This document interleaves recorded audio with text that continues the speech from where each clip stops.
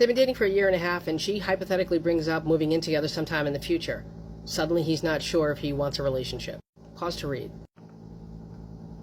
This 180 he's done has nothing to do with you bringing up moving in together, other than you said the quiet part out loud. He's been coasting for the past year and a half, but now the genie's out of the bottle, so he's backpedaling. It has nothing to do with this conversation, and it probably has little to do with his finances because his finances were always unstable. It's the fact that he can't pretend this conversation didn't happen. To avoid this, in the future, state your timeline and your intentions right up front. And if you decide that you only want to date someone no longer than 9 months before you start talking about moving in together, then bring that up. You're allowed to have whatever timeline you want to have. 2023 is the year of scaring men off, so if you scare them off, they were never going to stick around in the first place. Better to know that earlier than later. We go more in depth about this post in tomorrow's podcast. Go to my Substack, subscribe, and listen. My boyfriend and I have been together for 4 years. We have a child together. He doesn't want to marry me. I don't know what to do next. So like I said, my boyfriend and I have been together for 4 years and he is not ready for marriage yet. When I first brought up marriage, he would give me a bunch of excuses like he wants to have a wedding that's different from everybody else, or he wants to save up for a nice ring. And he would even ask me things like, why don't you propose to me? Like, why do I have to propose to you? I told him that I would, and he still told me that he wouldn't say yes. Recently, we had a discussion about it, and he finally came clean and told me that he doesn't want to marry me now because I have growing to do.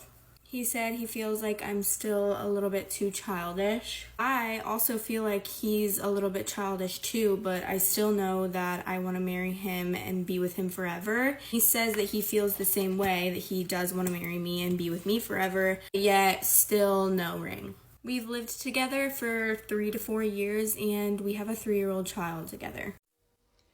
Ladies, please, for the love of God, can we stop telling these men how many men we slept with? It's none of their business. Now, before I get into it, it's your internet big sis with love bets back with some sisterly dating advice. Stop telling these men how many bodies you've got. Because first of all, it's a very childish question. Like, if they want to get to know you, they can get to know you. The reason they ask, let me just get straight to the chase, cut straight to the chase, is because they want to judge you based on what they think is a respectable number. And if you slept with more people than they think is a respectable number, they've already applied a judgment to you. And if you slept with less people, then you're in that safe zone. Meanwhile, they've probably slept with enough people to make you throw up in your mouth, but they don't judge women on the same standards. So first of all, there's a certain age at which, young boys, whatever, there's certain ages at which grown men shouldn't even be asking that question.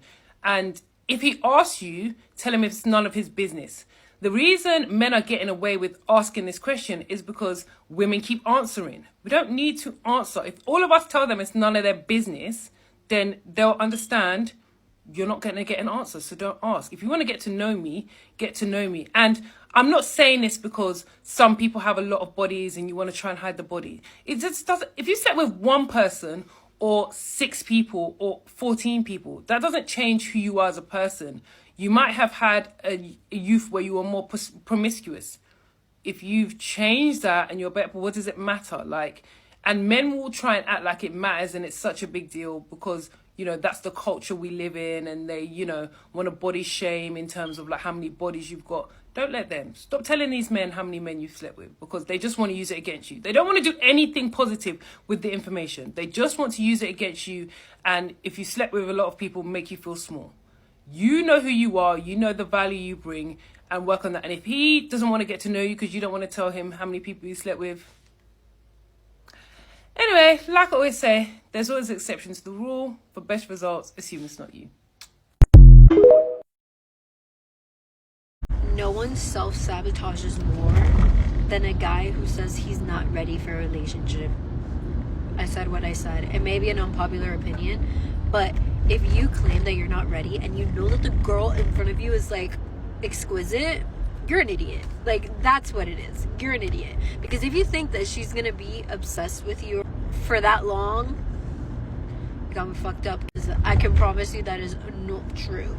You know the men that say they stop giving to a relationship because a woman isn't matching their effort? Well, the problem isn't that a woman isn't matching your effort. The problem is that you expect her to. I believe, here's how you can tell the difference between a man who is healthy and a man that's toxic. The man that's healthy is looking to be of service. The man that's toxic is looking to be served. I grew up being told that in traditional relationships, men want to provide and be of service. Men want to give. Men feel good when they give. Men want to make women happy. And a man is happy and content when his woman is happy and content. And all a woman needs to do in return is praise and appreciate him. So then I would get in relationships with men and they would provide and be of service, and I would praise and appreciate. But in every relationship, the man would slowly stop being of service and start asking me to service him. More time, more energy, more attention, more money, more labor. Before you know it, you're providing all the service and they're the receiver. You can feel that imbalance and it doesn't feel right. So you ask for them to service you, the natural order of things. But you're told you're asking for too much or keeping score. Why can't you appreciate the things I do for you? And so you say to yourself, oh, right, I'm not supposed to keep score. I'm supposed to praise and appreciate. That's what relationship advice tells us, right? So you intentionally look for things to be grateful for. I started a gratitude journal, and after 3 weeks of writing in it daily, there was not one entry about him. So because he was no longer being of service, there was nothing to praise and appreciate. And of course, they noticed this. So when they do decide to do something, a load of laundry, the dishes, a date night, not only do they expect praise and appreciation, but they expect something in return.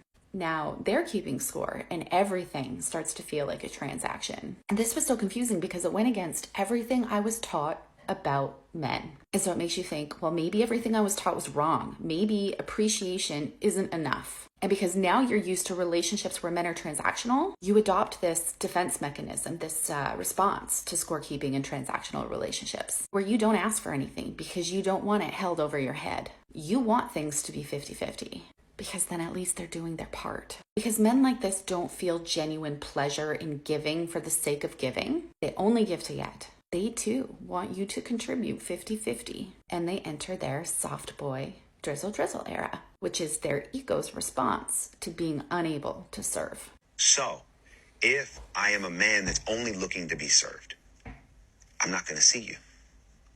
Because I'm only going to see you through the lens of how you service me.